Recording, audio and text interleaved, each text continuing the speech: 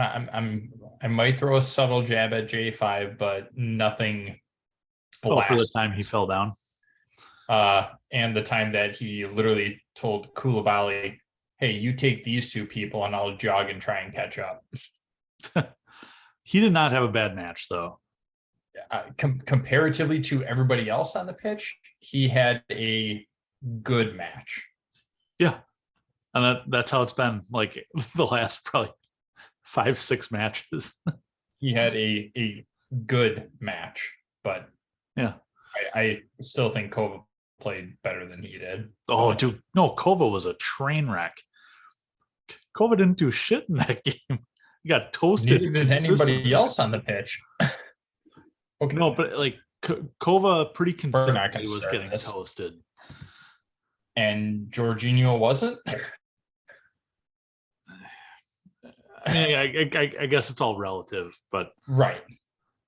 Who'd they play? Newcastle. I'm just curious I'm just checking who scored just to see. I know you are.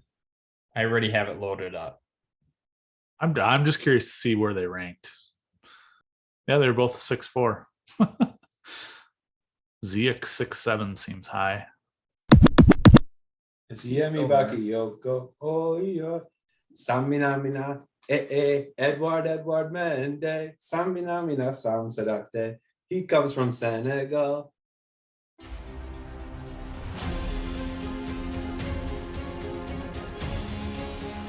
And I think going out and get Saul was the top transfer of the market for Chelsea. Chesney could have been in the shower smoking a cigarette like he was at Arsenal, and we still would not have scored.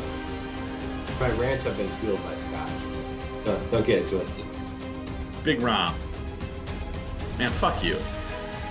In Roman we trust, right? You and me are going to have a battle royale about Jorginho and diving.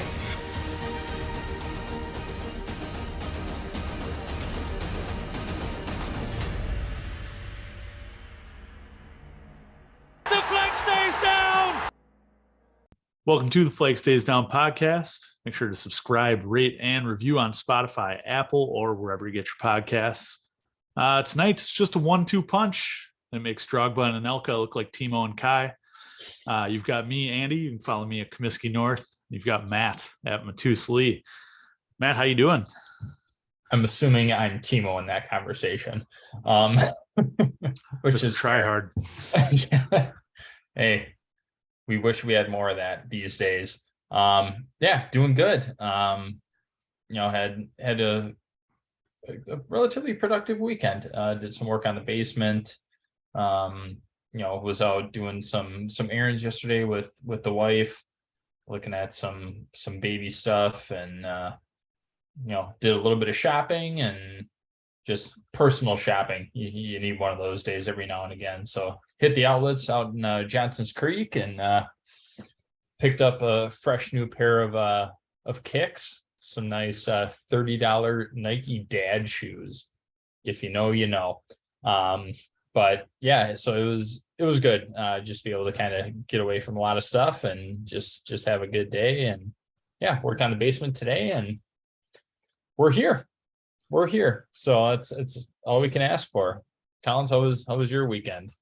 You sent a picture of those shoes in the group chat, and my first reaction here was, oh, he just got himself some dad shoes. But I didn't want to throw it out there. I didn't want to make any assumptions, but oh yeah, those shoes, it was a collective decision between my wife and I. My wife said that I have to get them, and my wife and I have the same shoe size, so she said that she is going to be wearing them as well, as she's going through with her pregnancy, and feet and ankles get a little bit swollen, so you need a little bit of comfort, and those are definitely going to be in her wheelhouse. So it was a split decision on split purchase, shall I say, of we're both going to wear them.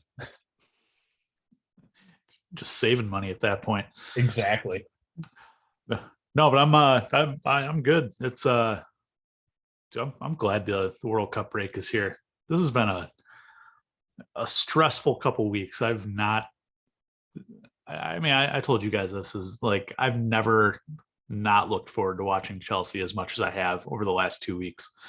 So I'm enjoying it. We took Aiden to the train show today here in Milwaukee and picked up some new stuff for our layout here in the basement, and it's been a nice getaway from the boys in blue. But before we get into tonight's episode, as we do on every episode, let's cheers to the number 14. It's kind of an odd kit number. You don't see it super often, although we do currently have a man on the roster with that number. But here are just some of the gems that I'm pulling out of here. You got Trev Chalobah, you've got Fikayo Tomori, Tiemi Bakayoko, Andrea Schürrle, and we'll go Graham Lasso. Matt, who are you taking? I am taking the man, the myth, the legend himself, Steve the Pirate, Andre Schürrle.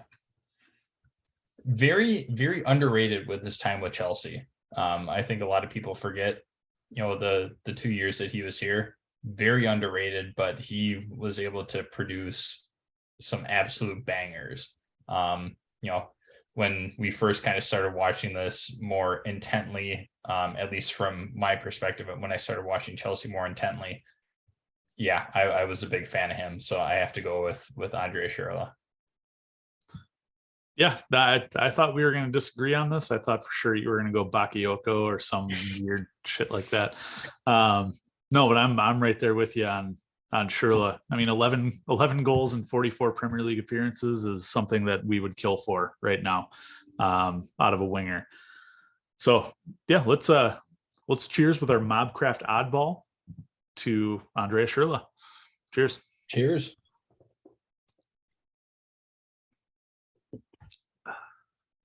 Now, just a little bit about that oddball. It is a Kolsch style ale. It's got a pale golden color with a real refreshing, crisp finish to it.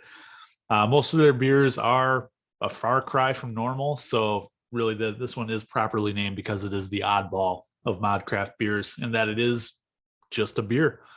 It's my first time having it, and I can see why. This is my wife's go-to every time we go there. I can see why she likes it so much.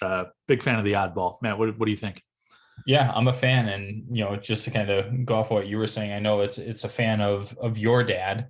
I know it's one of his favorites, and it's definitely a very, very smooth beer. I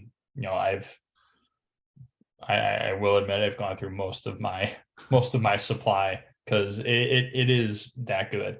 I'm a big fan. It's definitely one of those you can have year round, doesn't matter, winter, spring, summer, fall for us in Wisconsin, also known as construction season. It's just a good beer all the way around. So definitely encourage anybody to go and get their hands on some if they can.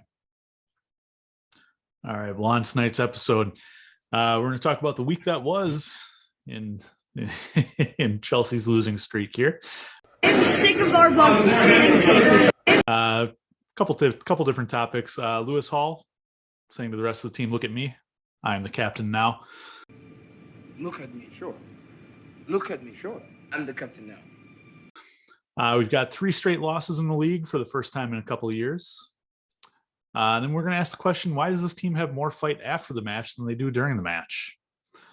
And finally, if time allows, we'll get to Ruben Loftus-Cheek joining Injury FC and how that impacts the team, as we go into and then eventually come out of this World Cup break. So we'll start with Lewis Hall. Matt, I know he's your guy.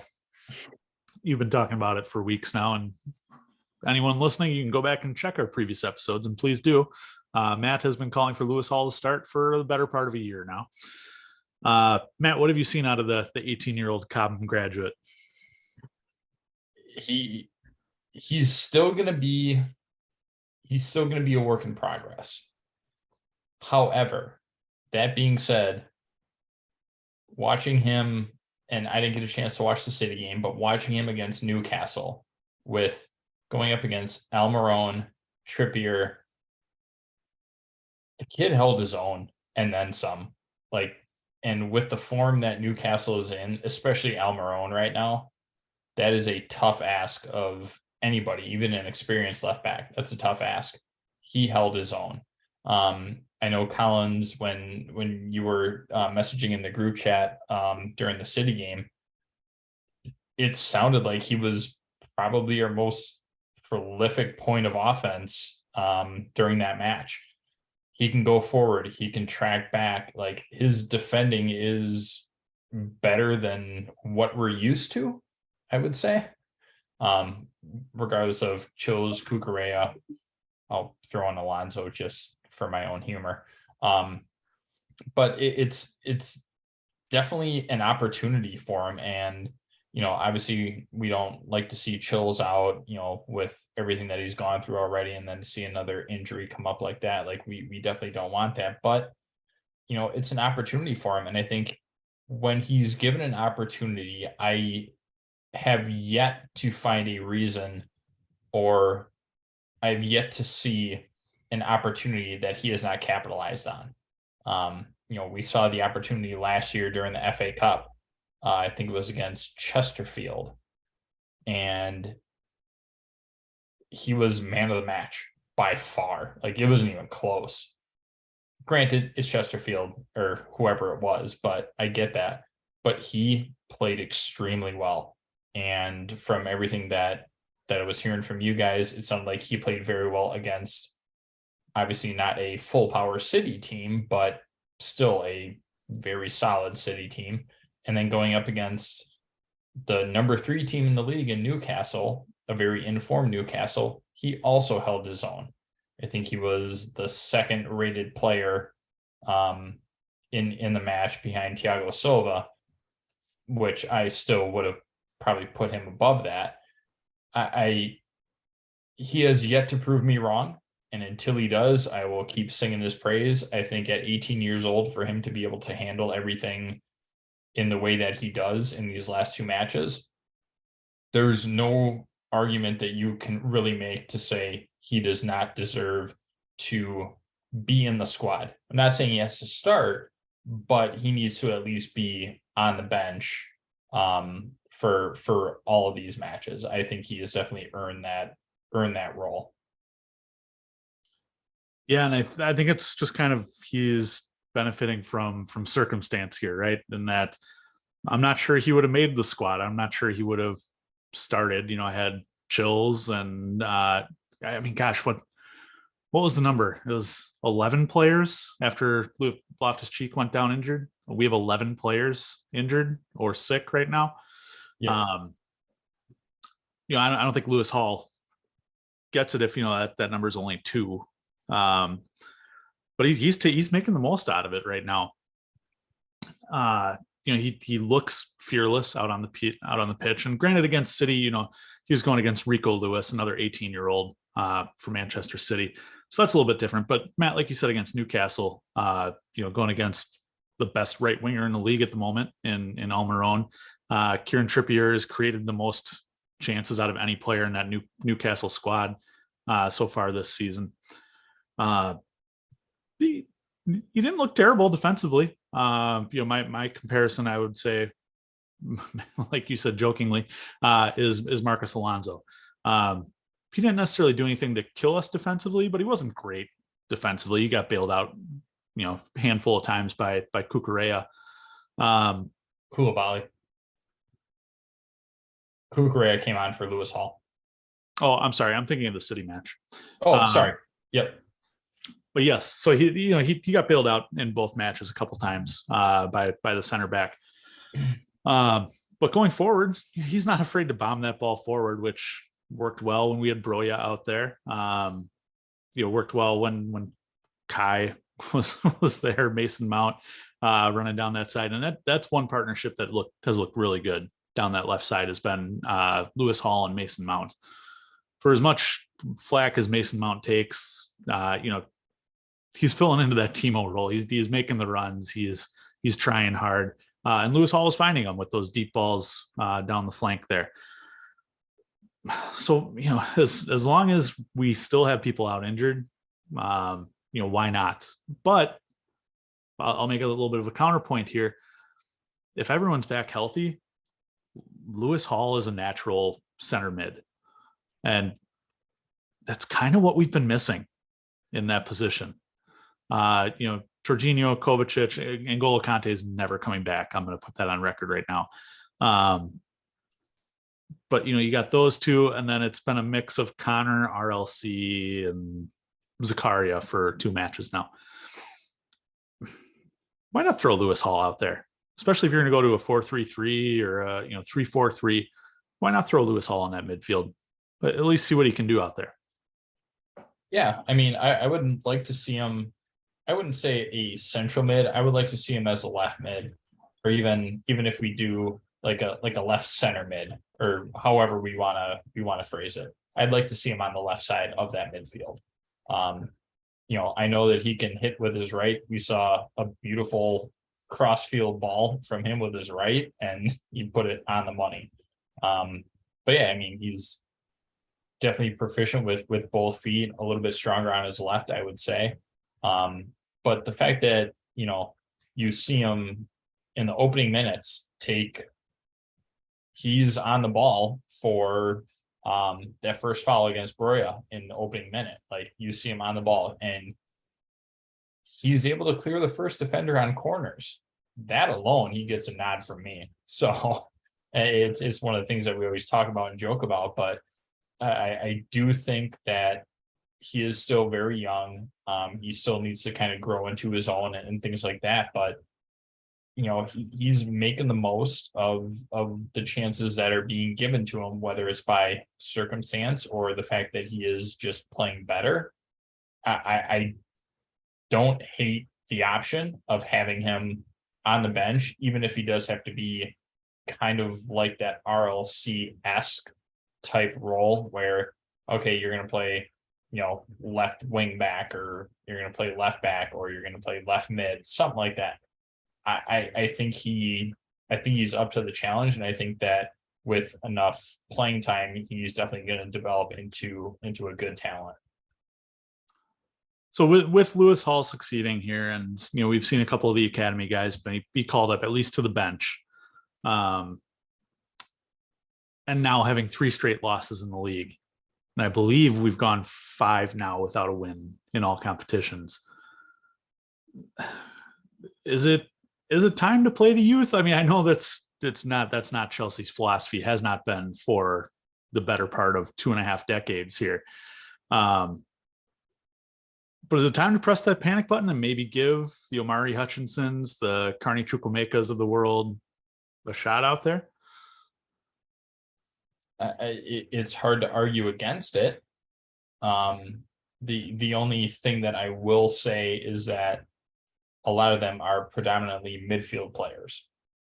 I believe Omari is also a midfield. We know Dennis is a midfield. Chukwuemeka is also midfield. Like, we have an aging midfield, right? Jorginho's 32.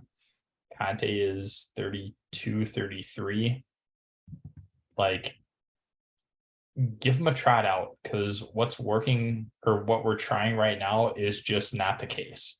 I think, when you talk about Connor, he's playing all over the place. I don't know right now what his best position is. We saw him at least in the Newcastle game that I just watched. When Dave got taken out for Pulisic, he moved to like that right wing back position, which that's not gonna help Connor at all. Saw him get burned quite a few times because he's just overly aggressive, like he would be as an attacking midfielder playing in kind of that N'Golo Kante role.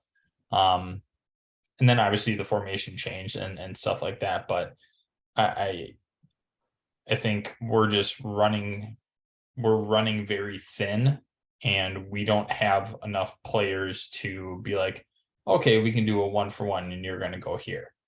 And when you talk about, just kind of as a small little segue and maybe a diversion here, like RLC has been that backup to Dave while Reese has been out, and now Reese takes RLC takes a knock.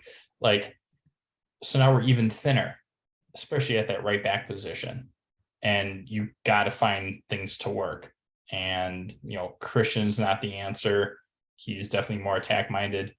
So is Connor. I don't know. I feel like we're round peg, square hole. We're trying to make things work, but we just don't have the people to make that work. And granted, we've been hit with a shit ton of injuries. Like, you can't even not bring that into the conversation. We've been hit by a lot of injuries to a lot of key players and key positions where we thought we would be deep, but then something happens and, well, guess what? Now you're down your number one and arguably your number 3 right back. You're down to 1 left back, and the second left back or whoever has been playing left center back, and it hasn't really been working. So I don't know. We're stretched pretty thin right now. And I think the World Cup is going to be that blessing in disguise that we need. And I know that Potter is taking the team to, believe, the Emirates, the UAE, for just training and just to get away from everything. So, that'll be good. Hopefully some things come of that, but yeah, there's just a lot going on right now, and it's time to hit the reset button on a lot of stuff. But to your original question, why not throw the kids out there? See what they can do. Because right now, having them on the bench and trusting everybody else to play match in, match out, not working. Yeah, I agree with that. And the more I think about it, the more this World Cup break is not great for Chelsea. We've got players who are going to be at Cobham healing up, not participating in the World Cup. But we also do have a lot of capped internationals who are going. I think the last count I saw was 10 players going to the World Cup. Those guys are going to be training every single day. They're going to be traveling, quarter way across the world to get there. And then they're going to be playing 2 matches a week in the month of December, in November and December. And a lot of those guys are, guys that we regularly count on. We're going to need to have some squad rotation coming back at Christmas and going into a hectic January. So, what, yes, even though a lot of these prospects are midfielders, why not throw Hutchinson out there on a wing? Why not throw Chukwuemeka out there, as a forward? Why not throw Lewis Hall out there as a left back? But one that I'm excited for, and I feel like there hasn't been a lot of chat about, is Cesare Cassette, the 18-year-old we signed from Inter this past transfer window. The U21s have lost 1 match with him playing in it. He's played in 7 matches, has 3 goals and an assist. And he's a number 6. He's a holding mid. This team needs a holding mid. And, if this season's in the tank anyways, and I'm not naive enough to think that, we're just going to play the youth the whole rest of the season. It doesn't matter. These guys are going to be rotated in at very select times, but I would be real curious to see when and where Cassette comes up to play in this Premier League squad. With that being said, we'll have to see how injuries shake out with this World Cup, because we might be losing another extra couple players. Net gain, net loss. It'll be interesting to see, but I feel like we're getting real close to pressing that panic button here. Yeah, I'm not sure I'd even call it a panic button. I think a reset button is probably the best thing, because what we have, and we have all the talent in the world, right? And they are just not producing for whatever reason. And I don't know, again, we can speculate on that for hours, days, if we wanted to. we don't know. I think it's a perfect time for a good core group, a young core group, to work with Potter to understand what he wants to do. Because like I said, he's taking people with him, and they're getting away from England, they're getting away from everything else, and they're just saying, let's go somewhere, let's try and get back to why we're playing this game, why we love what we do, and let's work on some things that are not working out currently. Collins, you said it first. He's a sports psychologist, right? It's essentially his degree, right? So I think he's doing the right thing. I don't think he's doing the wrong things. It's just hard to fit the pieces where they might not necessarily fit. And when you're only as good as, your last match, that is very tough. And I think we're very quick to forget the run of form that he had as soon as he took over. We're what was it, 9 unbeaten, and then we go on this run of 5. I get it. We want results now. It's going to be a process. And I think from a mental standpoint, you think of what all these players are going through. You had a club takeover. For a long time, you didn't even know where your money was going to come from. You didn't know how you were going to get paid. You get new ownership. Okay, we're good. Your manager gets sacked a month and a half into the season. You have a brand new manager. You have to deal with a good amount of our squad trying to play for World Cup positions. You also have injuries. It's a lot. Like, there's so much that can go on. And I think it's just a reset moment for the club. And honestly, you could look at that for a lot of teams comparatively. Like, you can look at, a team like, Man U, or you can look at a team like Liverpool. They're probably a better example, right? Liverpool is supposed to be this powerhouse for years and years, and they have been. And then they start off the season looking like shit. One thing that I talked about with my dad today is, like, there's, and he brought up a great point, there's almost more parity as far as, like, things are a lot more equal in the world of football, and specifically the Premier League, right? We're seeing this with Newcastle.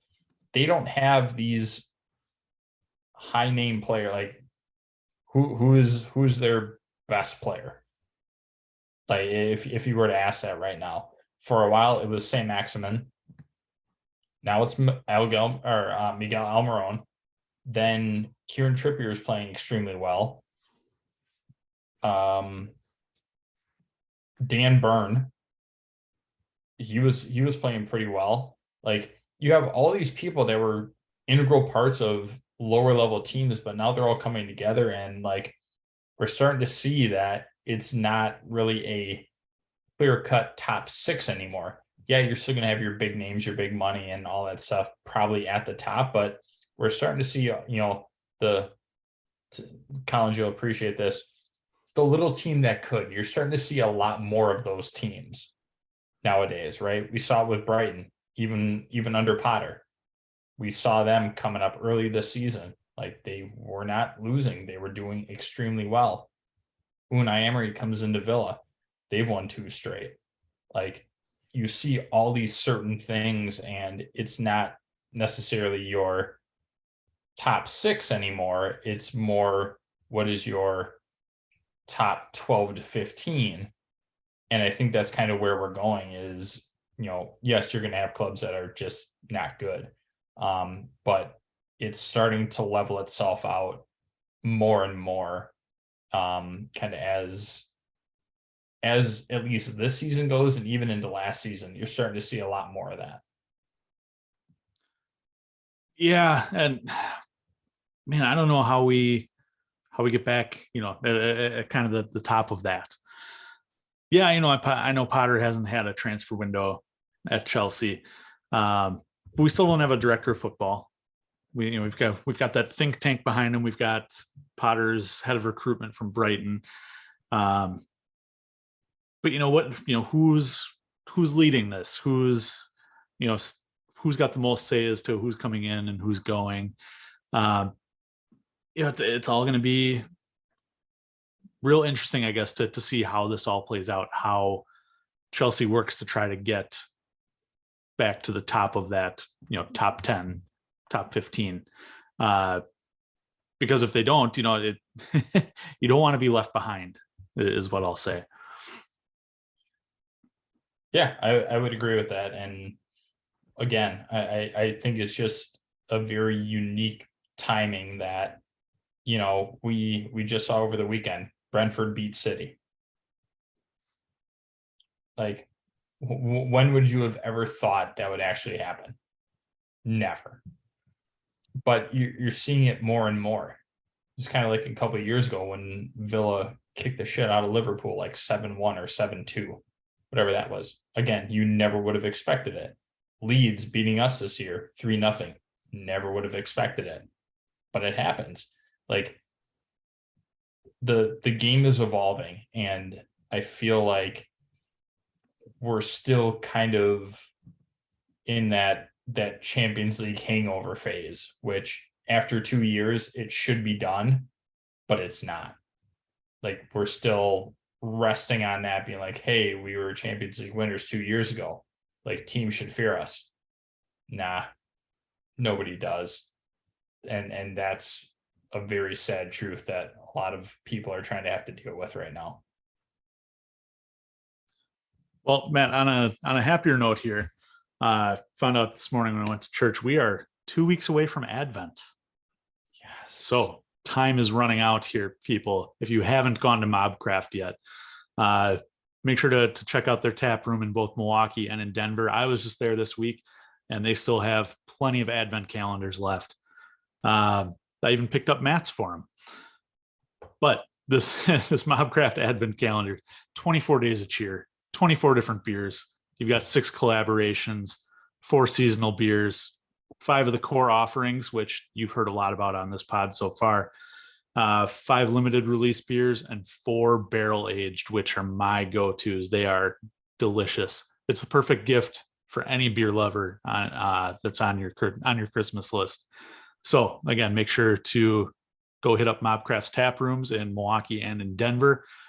Pick up your Advent calendar, or if you can't make it there, hit up your local liquor store. They've got a list of all available liquor stores here that they have them at mobcraftbeer.com. Make sure to go check that out. Yeah, big shout out to Collins.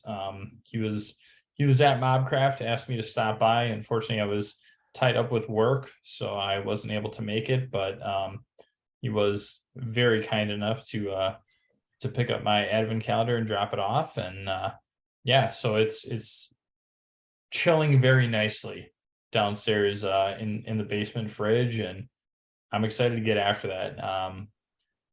Collins, that I love a good barrel aged beer as much as the next person. So I'm very excited to get the opportunity to try those. But one other thing is, when you do get your Advent calendar, make sure that you take a picture with it. Use Collins, you're gonna have to remind me of the hashtag. Is that hashtag cheers to 24 beers. Cheers to 24 beers. Thank you. And as long as you do all of that, you will be entered into a drawing to win free beer for a year from Mobcraft. Yep, every day you just take a picture with the beer that you opened up, post it on Twitter or Facebook or Instagram or whatever, tag Mobcraft, throw that hashtag up there, you're automatically entered. I would love for one of our listeners to win it this year. That would be fantastic. Absolutely. And if one of our listeners does win it, you can feel free to send us a 6-pack because you heard it from us. Amen. All right. Well, turning back to some more negative notes here, Matt. Following at the conclusion of the Newcastle match, it was a hectic last couple minutes. I'll give Chelsea that. Had Edward Mendy coming up for free kicks a couple different times there. But once again, we saw this team showing a little bit more fight off the pitch than on the pitch. Is there something going on there, or is there something we're just not seeing? What do you make of the off the field shenanigans? I mean, I'm torn on it, and I'm leaning more towards the negative. Like, Kai, get the fuck out of here. Like, you've been somewhat irrelevant in these last few matches, and now you're going to try and start something because somebody knocked you down. Granted, it was a foul, but like, where's this fight during the game? I don't understand it. Like, he needs to be in a brawl early on. He's like a Diego Costa wannabe. Like, he wants to be the big dog, but yeah, you're not. You pick just very shitty times to try and start shit. Like, after the match, like, why? What point are you gonna prove? They already won. What are you possibly gonna do that's gonna change the outcome of the game after the match?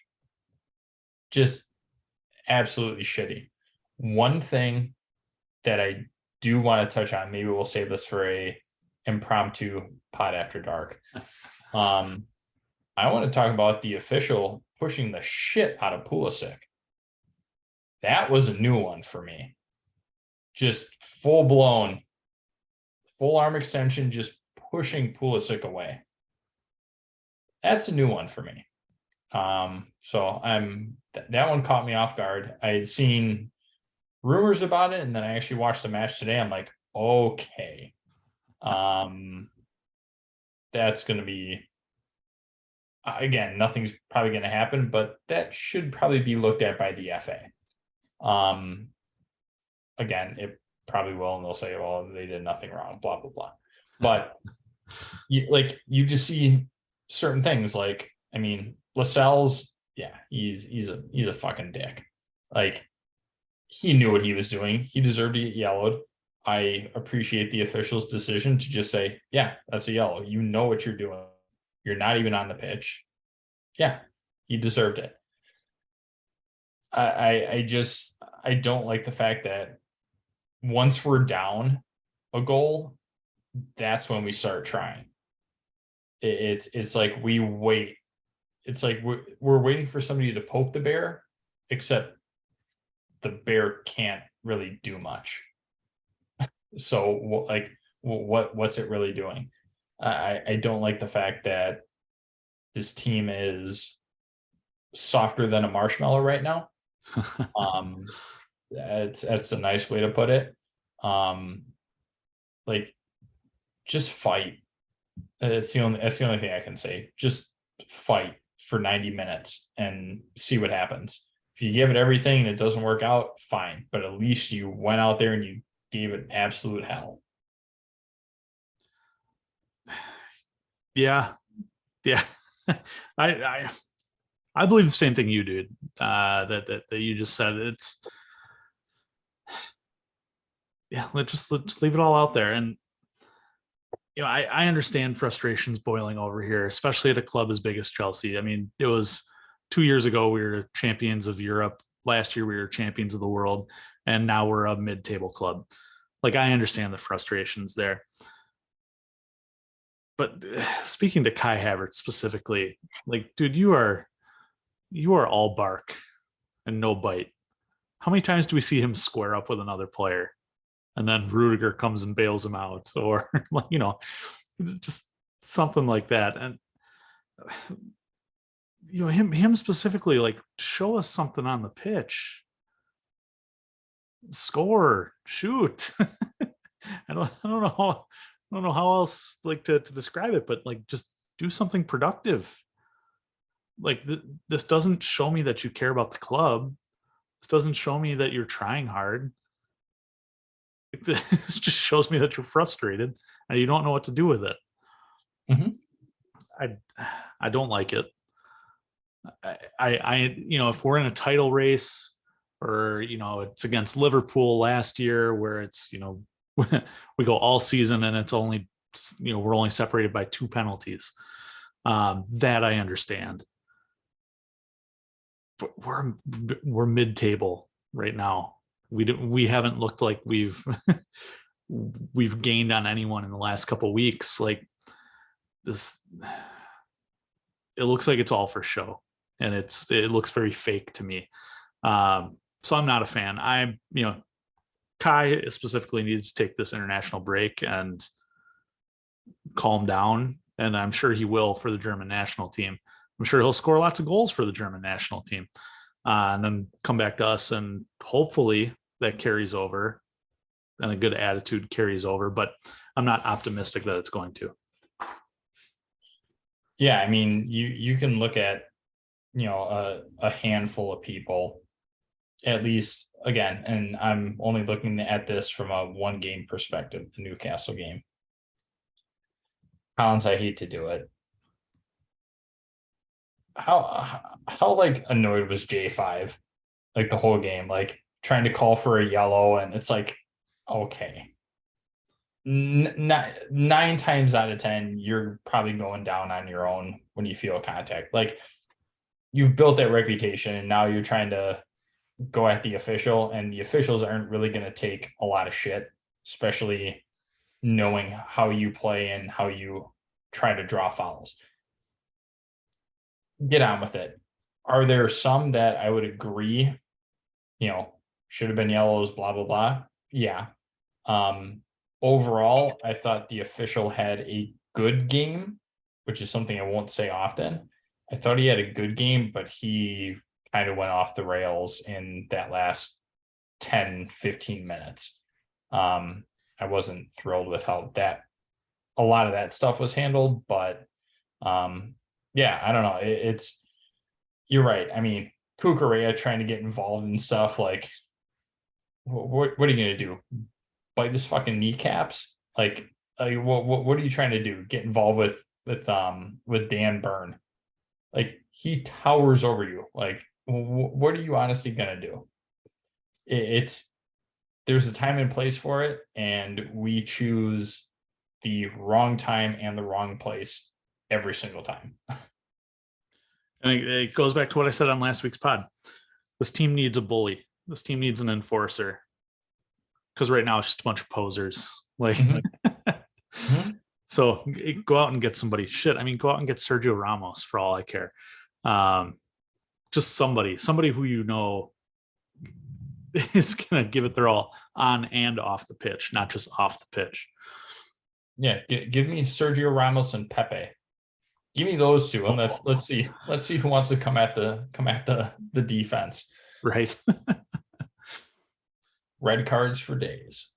Oh God. All right. Well, I feel like we touched on the Ruben thing a little bit here. So we'll just get into our man of the match. Man to get the fuck out of here. A rough week for those, I would say. But you can always, after every match, 44 days from now, check out our man of the match and man of the get the fuck out of here polls. Just go to Twitter, search for us at Flag Down Pod. Our man of the match is pretty standard. It's going to be their best performance of the match or the thing you enjoyed the most. Man of the get the fuck out of here is the thing that stuck out to you as the worst part of the match. So Matt, we'll start with our man of the match polls. Mason, right at the heart of that, man of the match, how good a Chelsea performance was it? Yeah, I'm quite surprised I got man of the match, to be fair. Number 1, Manchester City had 3 options. You had Hakim Ziyech, Lewis Hall, Mark Cucurella. Who are you taking? I unfortunately did not get a chance to watch the match, but everything that I saw in group chat and that I read about, going with my boy, Lewis Hall. Yeah, I was the same. I thought he was easily our best player, and I even tweeted out on the pod's Twitter page, is Lewis Hall our best player, which came back very positive for him. But the man of the match poll did not disappoint. Lewis Hall, 86% of the vote. Ziyech at 14. Cucurella did not receive a vote. We'll turn to man of the match for the Newcastle match. Again, we had Lewis Hall on the list. Trev Chalobah was also there. And the third option was not having to watch Chelsea for another 44 days. Matt, who are you taking? Ooh, that last one threw me for a loop.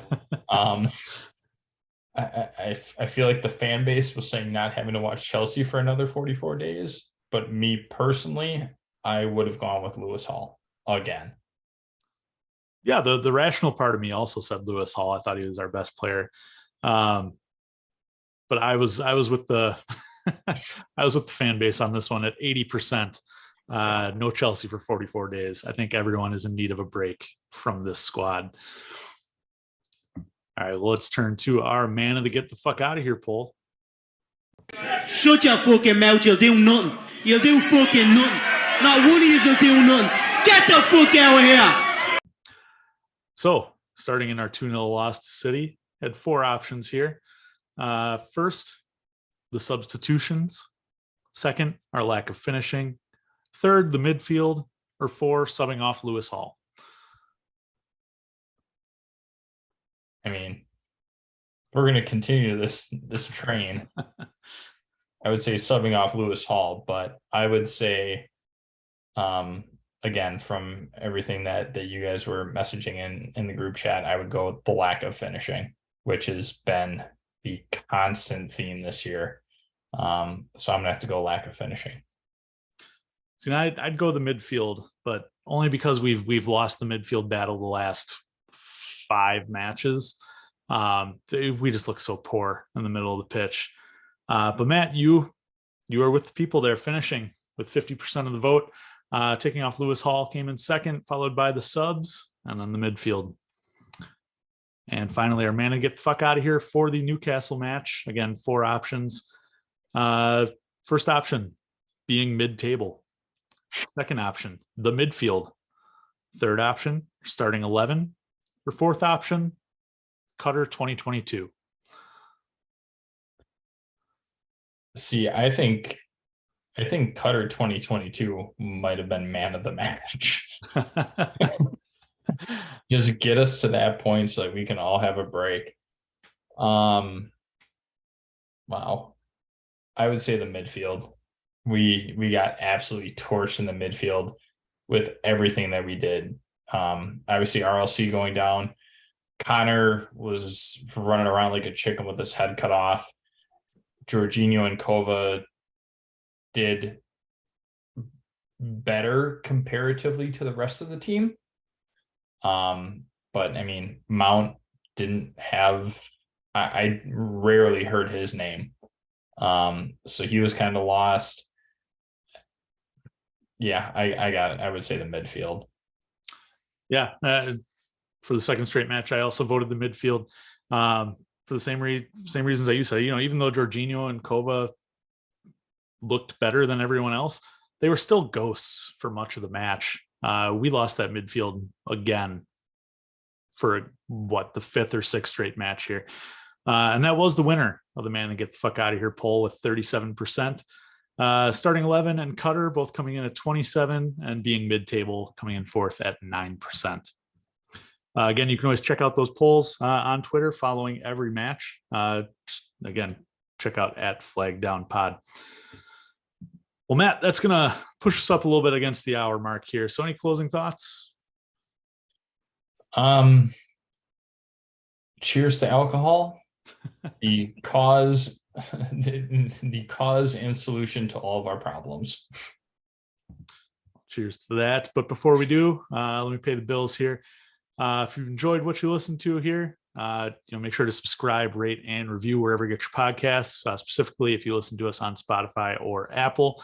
We weren't on Twitch this week with Parker being out, but we will be back in subsequent weeks here. So make sure to check us out most Sunday evenings, 8:30 p.m. Central Standard Time on Twitch. Again, just search @FlagDownPod. You can always follow us on social media. The podcast itself is on Twitter, Instagram, and Facebook. Again, search @FlagDownPod. You can follow me, Andy, at Comiskey North. You can follow Matt at Matus Lee. If you have any questions, comments, or anything you want us to address on air, we're always happy to read what you got. So feel free to shoot us a DM on any one of those social media platforms, or you can come join us live on the chat when we are streaming on Twitch. So that's all I've got. Matt, let's cheers to alcohol. Cheers.